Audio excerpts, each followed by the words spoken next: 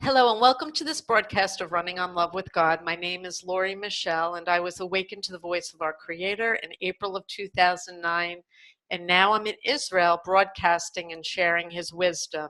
My friend Anna Marie is in Chicago. Hi, Anna Marie. And we go deeper into topics that are timely and need to be reviewed. And this week, I chose a topic about the rich and famous, and I named it, "What does God expect from the rich and famous?"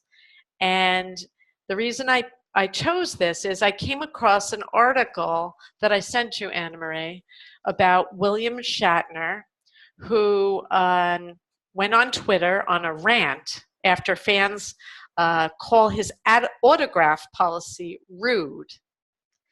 And I saw this article, and I love William Shatner. He's Captain Kirk from Star Trek, and he's a great actor, and I like him very much. But I thought this was a good topic, and it's one that I've wanted to talk about for quite a while because we enjoy actors and singers, songwriters, famous people. And these public figures, they garner great public admiration and they become rich and famous, but they suffer also. And I think when I think of rich and famous people who have suffered, I think back to Michael Jackson, how he was ridiculed and they called him Wacko Jacko, and he was such a jewel, such an angel, and such a beautiful talent. And he brought so much goodness into our world. And did he really deserve the treatment that he received while he was here?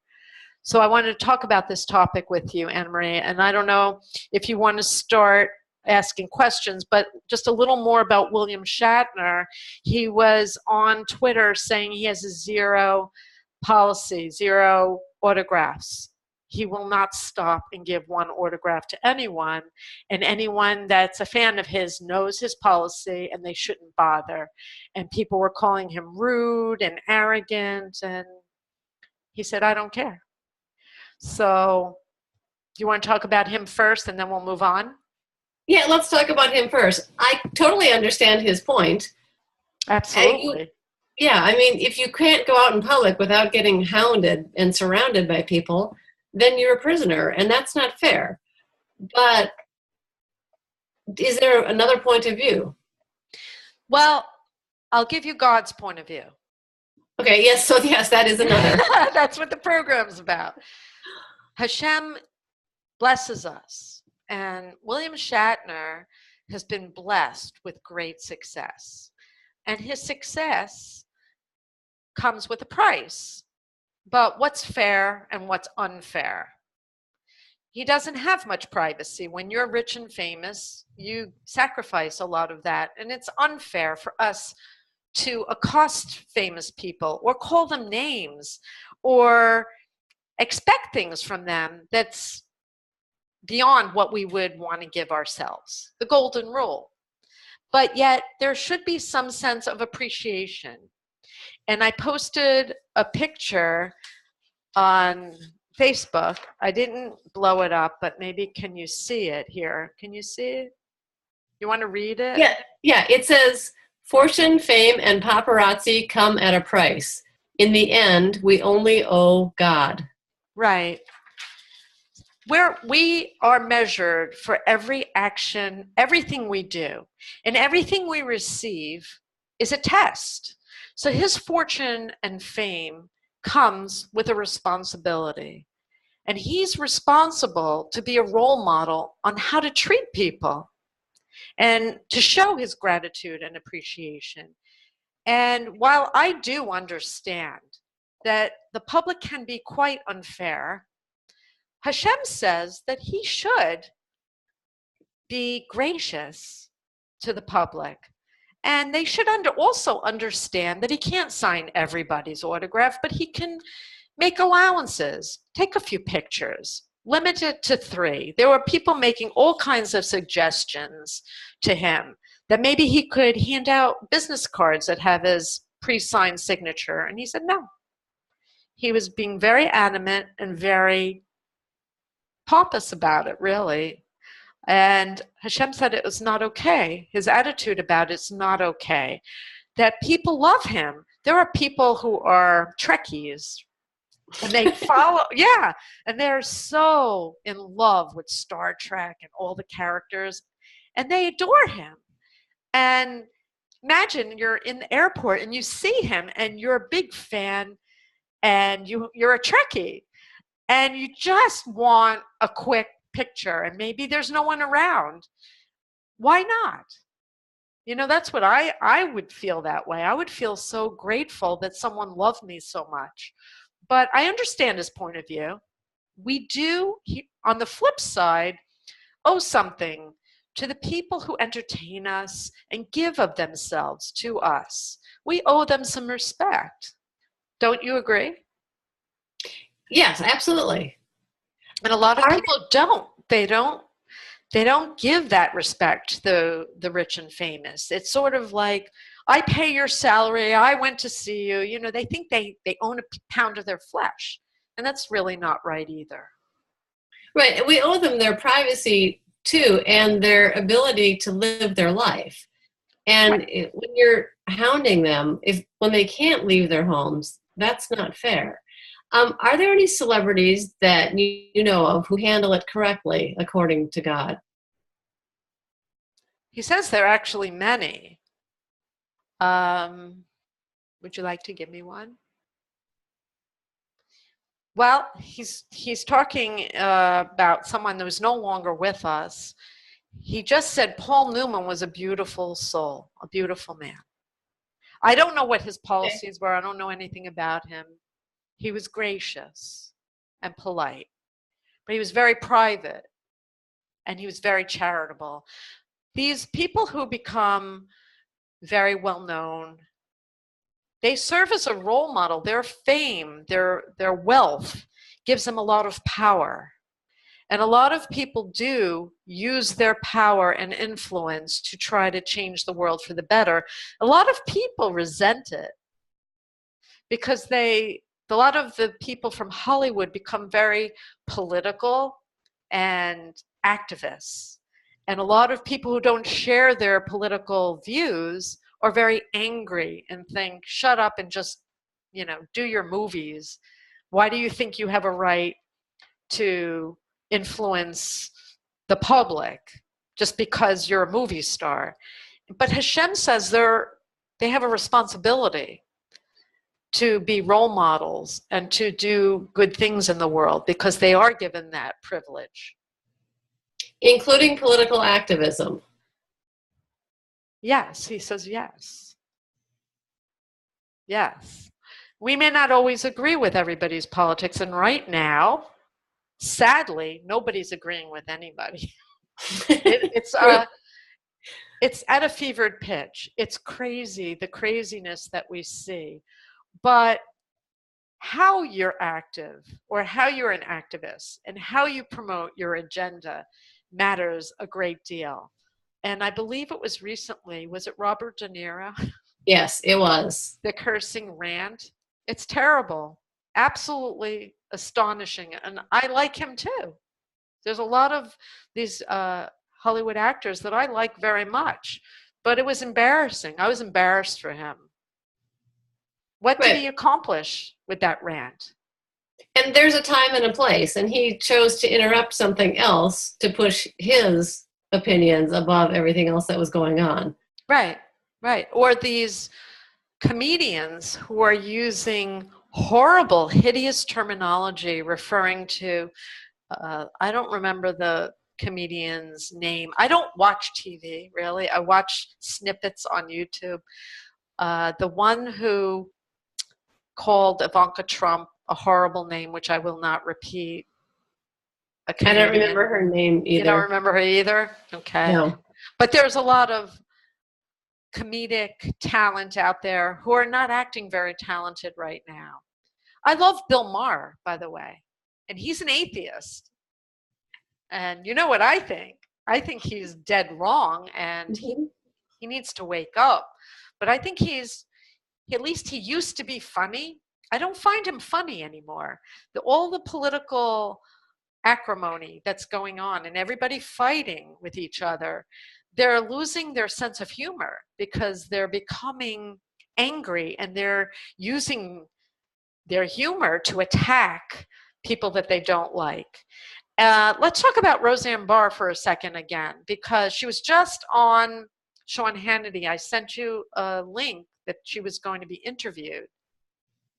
And I don't know if you watched the interview with Sean Hannity, but she explained a lot about her comment about Valerie Jarrett and how she's not a racist, how she has people of all ethnicities in her family, and she was very offended and upset by that. But I'm told, here's what I'm told about Roseanne Barr is that Hashem did not want her on that program any longer. Everything happens for a reason. People don't understand that there are no accidents. And she tweeted what she tweeted, and it was her idea to tweet what she tweeted about Valerie Jarrett. She wound up getting fired, and they canceled her from the program, and now they're doing The Connors, a new sitcom. And she's very upset that she lost her show and her program, and she's misunderstood. But it all happened for a purpose and a reason. And she has a greater purpose in this world than she was delivering. She's got a lot of fame. She's very successful. She's very creative. And she can be very funny. That was not one of her funny moments. No. No. But she's a very funny and creative person. And Hashem is expecting more from her than she's delivering. And he says she will. She will deliver more to the world. We need to do better. We can be funny without being vile and disgusting or making snide comments or trying to diminish someone else in the public eye. It's not funny. If it's not funny to everyone, it's simply not funny. Do you agree with that? Do you agree with that statement? To a degree. Meaning, let me explain further. If it's a joke about Ivanka Trump and it's nasty and the left laughs and it's demeaning to Ivanka Trump and Ivanka can't even laugh at it, it's not a funny joke. Right. It's evil. It's evil. I can laugh at myself. And we've seen years ago, was it, what was his name? They had the roast. They had these public roasting parties, comedic roasts. And I can't think, it was a Dick Martin. I don't know, it was very old back in the day. Is it Dick Martin, Dan Martin? Very old. I'm very old. It was, wait, Rowan and Martin. So was it Dan Rowan and Dick Martin, or was it the other way around? Them. No, but I'm thinking of someone else. I'm thinking of old characters. They used to do roasts, and they would call Dean Martin. Dean Martin, thank you. And like Dick Martin, whatever. A long time ago. But it was funny. And the person who was being roasted was laughing too. Because it was done in good humor. You know, we can all laugh at ourselves. In fact, Roseanne Barr, her funniest jokes are about herself. She can laugh at herself. And that's funny. Yeah. But when it's demeaning and derisive and nasty, it's evil. It's the Yetzer Hara. And it's not funny. It's no longer a quality joke. It's not comedic. You don't have to go there. Then what does God expect from the rich and famous, from the comedians? What? They're in the public eye. He expects more from all of us, right? So if everything is measured and we're accountable for every utterance and everything we do, the rich and famous have been given a public forum, a pedestal to stand up and be counted as a child of God. And if they act in any way that diminishes themselves in the eyes of God, they're being a poor role model for everyone else. And that's what we're seeing around the world. We're seeing people, their speech become evil and nasty. And I have to say, I've told the public, I have voted for Donald Trump. And he is guilty as charged of doing the same evil behavior on his Twitter account. He really is a role model. He's the president of the United States. He needs to clean up his speech and how he speaks to the world. He truly does. He does a lot of good, but he pulls the rug from out under his own feet when he speaks that way. He really does. He doesn't have to. It doesn't bolster anything. It doesn't improve anything. And Robert De Niro, speaking that way, didn't diminish Donald Trump. He diminished himself. Right. Okay, something you said earlier, which was that when celebrities are out in public, the public needs to be more respectful of them and their space. What about celebrities who go out of their way to be in the public eye? They crave all the attention. Do we treat them differently? Well, they want the attention, they'll get the attention, but what kind of attention? Meaning, what are they doing for the attention? Are they being respectable? Are they being lewd? Are they being crude? Right. Okay, what about the Kardashian family? My impression is they'll do anything for views. He says he does not approve. There's goodness in most people. Not everyone. There are people who are goners. These are the end of days. I say it every week. And we're being judged. This is a time of judgment. And if you can't look online and see that we're judging each other and that it's a time of judgment, it's really an indication that these are the end of days. We're imploding and we're being watched very carefully. So the Kardashians are exuding everything that's wrong with American society. They have been for many, many years. But there's goodness in them. There's goodness in most people. And this is a time when Hashem, God, is going to squeeze us. And I'm going to invoke the words of a famous author that I love, and I quote this all the time, is Dr. Wayne Dyer. And he used to say, when you squeeze an orange, what do you get? You get what's inside. You get orange juice. When you squeeze a person, what do you get? You get what's deep inside. And we're going to head into very tough times right now. And we're not seeing it in the full extent that it's coming. We are heading for war. I'm warning everybody for over a year. We are heading for world war. And every person, every child of God is going to be squeezed like we've never been squeezed before. And he wants to see your godly soul come out. That's why we're here. We're here to exemplify him so that we know that God is real. And we're not acting like God's real. We're acting like we can sweep stuff under the rug and we can have skeletons in our closet and we can't get caught. And that's just not true. Social media is by God's design. We think it just kind of happened, the internet. It's all part of Hashem's plan. When we see these tweets, when we see things on Facebook and YouTube, it reveals our inclinations. We're making choices in every moment. And most of the world are making lousy, terrible, disgusting choices. And that's what social media is allowing us all to see. We're now able to see what Hashem knew all along, what our inclinations are, what our secret thoughts are. We're now typing them. There's no secrets anymore. We're all little trolls on the internet saying nasty things about everyone. You got to be very careful. I sent you another video that I came across in preparing for this program. Someone named Isaac Cappy. Did you watch it? I did.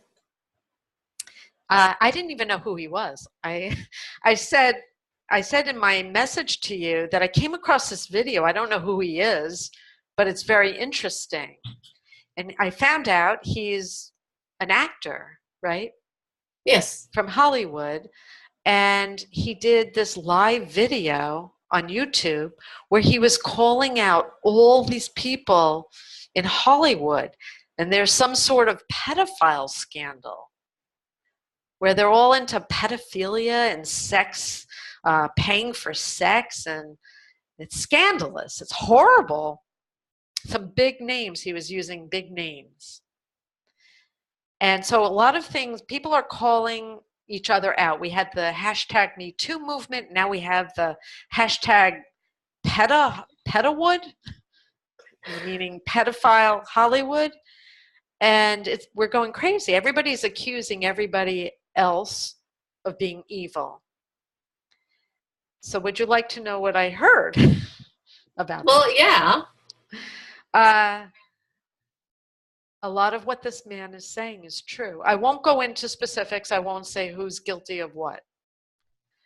But he looks a little off. I don't know if you watched the video much or you watched the whole thing.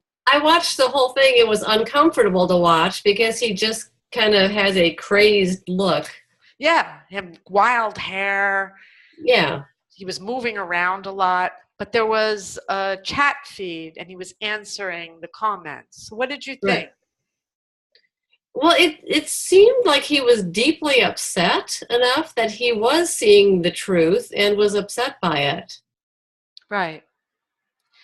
So that's one of the issues and the problems that I have with all of these movements. They're important. Corey Feldman came out recently. He was from Hollywood. He was a child actor, and he was calling everybody out and saying there's a pedophile scandal going on. One of the things that I had said a couple of times on this program is that Hashem loves, in the present tense, because when we die, we don't evaporate. We still exist in another realm. Hashem loves and adores Michael Jackson. And he was branded a pedophile. And a couple of these people who have come out accusing everyone of being pedophiles said that Michael Jackson was wrongly accused. And Hashem says that's true. He was not a pedophile. But he says that the behavior in Hollywood is scandalous and that a lot of the accusations are true. And this needs to come to the forefront. But a lot of people, he's saying, they have an agenda. They're very angry. So it's coming from a self-serving purpose when it really needs to come from let's heal the world purpose. That you're not out to destroy someone because you have a personal vendetta. Although some of these people who have done such horrible things deserve to fall. But your reason why needs to be holy and pure and to protect the public. And this is a time of cleansing. We need to come clean. And the people who are being accused, the ones who are guilty, need to stand up. It's going to be very tough, very soon. They need to stand up and make retribution. And they need to do what Roseanne Barr has done. Apologize, make restitution, come right out and admit your guilt, apologize, and make good, make recompense. Is it better if people call themselves out versus calling out other people? Well, he says they would never do that. Oh, okay. A lot of the shame and the guilt and the crimes were committed before social media was this big phenomena. So this was always a brewing wake-up call that was always going to happen. A lot of the things that they're being called out for happened in the 70s and 80s and 90s. You know, we had the sexual revolution and anything went. And they didn't think they were really doing anything wrong. Even Harvey Weinstein, is that his name? Weinstein or Weinstein? Weinstein. I don't know. I think I've probably heard it more Weinstein, but I don't know for sure. Okay. It depends on if you're from Philadelphia or New York. Right. But he probably thinks that what he did was okay. He probably thinks it was consensual. And when men in the 70s and 80s and 90s had money and power, they thought it was their right to passage to have sex with anyone that they could because they could. And you heard the private audio of our president right during the election. Uh, Right. and that's what they believe. They believe if you have money, you can go and grab a woman anywhere you want. And now we're paying the price because guess what? They were raised in a society where this was true. We allowed this. A lot of women allowed this. And we also have to ask the question in Hollywood, women who wanted roles in Hollywood, did they give in to Harvey Weinstein because they wanted the roles? And are they guilty of participating in it? They were used. He used his money and his power, and they consented. Is it consensual? What do you think? I would say no because there's a power disadvantage. Yes, there is, but don't you have the moral obligation as a woman to say no? Do you really want the role and the career more than you want your own dignity? What's your Clearly, price? Right, for a lot of people, the answer is yes. The role is everything. right. Well, that's evil. If you are willing to marry someone that you don't love because he's a billionaire, do you think that that's morally correct? I don't think that would make you happy in the long run. No, but it's also prostituting yourself for money. It truly is. And, it's going to sound like I'm very hard on people, but these are the things that we need to examine, and they're painful. And a lot of people make choices. They stay in dysfunctional marriages too. A lot of women marry for love and companionship. They marry for the right reasons. And 10 years into their marriage, their wealthy husband is philandering around and treating them poorly, and they stay because they don't want to be without the money. She's also morally corrupt. Right. Sometimes you have to stand up for yourself and say, no, this is what I am, a woman. I have value. Ah,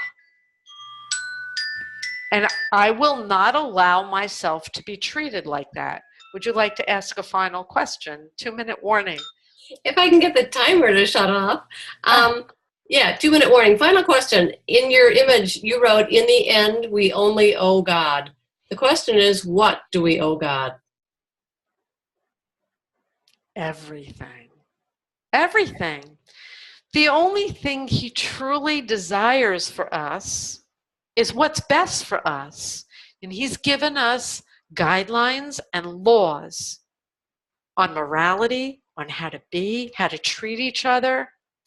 And when we follow his laws and we do as he requires of us, we benefit ourselves. And then we benefit him. The only thing he truly wants is what's for our best. He's completely outward. We're not supposed to be good because we want to impress God. We're supposed to be good because when we're good, we reap goodness. And that's what he desires for us. At the end of it, it's truly not about him. And when you are evil, you harm you harm yourself, and he loves us. He doesn't want us to do harm to ourselves, and we harm each other. So what do we owe him? We owe him to obey him and obey his laws and be good people and follow the golden rule and follow all of his rules. I hope you enjoyed this program of Running on Love with God. There'll be more. Go to lauriemichelle.net. This is the work of world peace, because when we learn how to get it right and heal ourselves, we will heal the world. And boy, we need peace now. I hope you agree. God bless you. May there be peace in our world in our time. God bless you.